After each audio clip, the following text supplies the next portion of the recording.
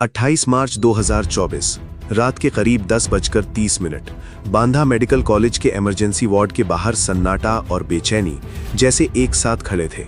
भारी पुलिस बल, अंदर डॉक्टरों की तेज भाग दौड़ और हर चेहरे पर एक ही सवाल, क्या होने वाला है। उस रात एक ऐसा नाम जिंदगी और मौत के बीच झूल रहा था जिसने करीब 3 दशकों तक पूर्वांचल की राजनीति और अपराध की दुनिया में अपनी अलग पहचान बनाई, मुख्तार अंसारी। लेकिन इस कहानी की शुरुआत उस रात से नहीं होती।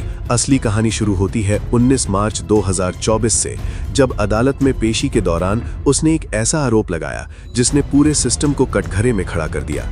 मुझे जेल में जहर दिया जा रहा है।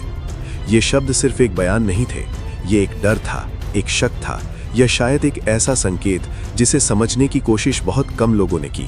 उस वक्त प्रशासन ने इसे खारिज कर दिया। डॉक्टरों ने कहा कि उसकी तबीयत पहले से ही खराब थी, लेकिन सवाल वहीं खड़ा रहा।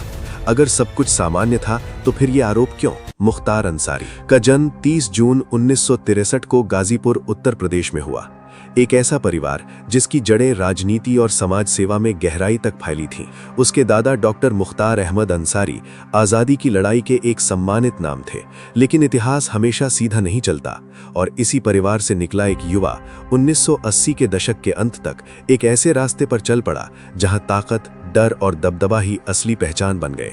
शुरुआत छोटे छोटे विवादों से हुई, ठेकेदारी, जमीन, स्थानीय झगड़े, लेकिन धीरे धीरे ये छोटे कदम एक बड़े नेटवर्क में बदल गए।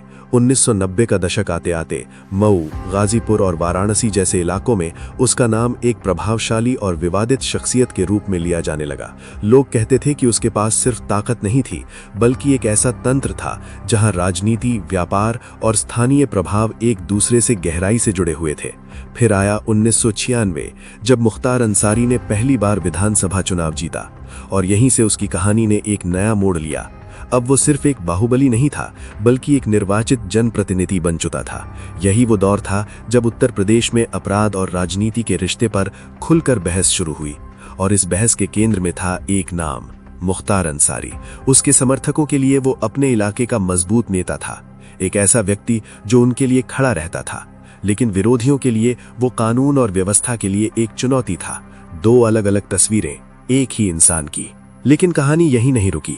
साल 2005 में दिन दहाड़े हुई बीजेपी विधायक कृष्णानंद राय की हत्या ने पूरे प्रदेश को हिला दिया। इस केस में मुख्तार अंसारी का नाम सामने आया और इसके बाद उसकी छवि सिर्फ एक क्षेत्रीय नेता की नहीं रही, बल्कि राष्ट्रीय स्तर पर उसे माफिया डॉन के रूप में देखा जाने लगा। अदालतों में केस चलते रहे, गवाह, सबूत, सुनवाई, हर तारीख के साथ उसकी कहानी और उलझती गई। सच और आरोपों के बीच की रेखा और धुंधली होती गई। समय बदला, सरकारें बदलीं, लेकिन मुख्तार अंसारी का नाम कभी सुर्खियों से दूर नहीं हुआ। 2017 में योगी आदित्यनाथ की सरकार आने के बाद उत्तर प्रदेश में माफियाओं के खिलाफ एक बड़ा अभियान शुरू हुआ और इस अभियान का सबसे बड़ा चेहरा बना मुख्तार अंसारी। 2021 में उसे पंजाब की रोपड़ जेल से उत्तर प्रदेश लाया गया और बांदा जेल में रखा गया। सुरक्षा इतनी कड़ी थी कि हर गतिविधि पर नजर रखी जाती थी, हर मुलाकात, हर हरकत, सब कुछ रिकॉर्ड में था। लेकिन 2024 की शुरुआत में घटनाओं ने अचानक तेजी पकड़ ली। 19 मार्च 2024, वही दिन जब अदालत में जहर वाला आरोप सामने आया। प्रशासन ने इसे नकार दिया। डॉक्टरों ने कहा कि उसकी तबीयत पहले से ही खराब थी, डायबिटीज, हाई ब्लड प्रेशर, दिल और किडनी से जुड़ी समस्याएं। लेकिन सवाल अब भी जिंदा था। अगर ये सिर्फ बीमारी थी तो फिर ये आरोप क्यों? क्या उसे सच में कुछ महसूस हो रहा था, या ये एक डर था जो हालात ने उसके भीतर पैदा किया था? और फिर आया 28 मार्च 2024। शाम ढलते ढलते उसकी तबीयत अचानक बिगड़ने लगी। उल्टी, बेचैनी, घबराहट। जेल प्रशासन तुरंत हरकत में आया। उसे बांदा मेडिकल कॉलेज ले जाया गया। डॉक्टरों की टीम ने इलाज शुरू किया। बाहर इंतजार कर रहे लोगों की धड़कनें तेज हो गई और फिर रात 10:30 बजे वो खबर आई जिसने सब कुछ बदल दिया। मुख्तार अंसारी नहीं रहा। आधिकारिक कारण कार्डियक अरेस्ट। पोस्टमार्टम रिपोर्ट ने भी यही कहा। पूरी प्रक्रिया वीडियोग्राफी के साथ हुई।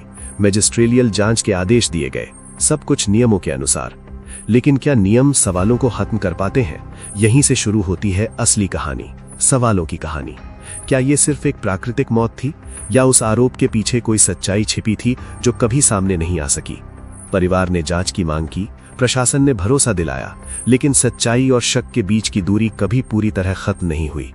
और शायद यही इस कहानी का सबसे बड़ा रहस्य है। मुख्तार अंसारी की मौत के बाद पूर्वांचल की राजनीति में एक खालीपन महसूस हुआ। एक ऐसा नाम जिसने करीब 30 साल तक सत्ता, डर और प्रभाव के बीच अपनी जगह बनाई रखी। उसके समर्थकों के लिए वो आज भी एक मजबूत नेता है, एक ऐसा इंसान जिसने उनके लिए काम किया, जबकि विरोधियों के लिए वो एक ऐसा चेहरा है जिसने कानून को चुनौती दी।